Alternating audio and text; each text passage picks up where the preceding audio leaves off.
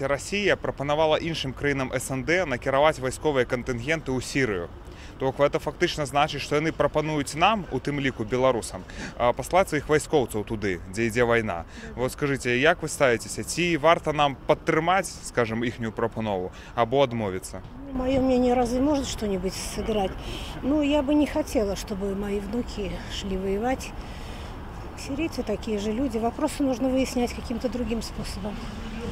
Не воевать. Худой мир лучше хорошей войны. Своих, может, нет. Россия пускай делает свой выбор сама. Ну, а вы сами поехали бы в ту Сирию? Зачем? Мне хватило армии своей. Не хотела бы, чтобы мои родные уезжали на войну в Сирию. Нет. Однозначно нет. До своих людей сюда посылать, чтобы они там гибли ни за что. Я сам военный бывший, поэтому нечего там делать нашим детям, нечего там охранять и нечего там... Ну, нечего делать нашим детям в той стране и подставляться под пули.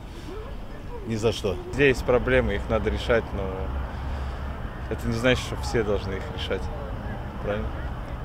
Их должны решать те, кто их создал. Не треба нам воевать. Мы же мирные люди, белорусы.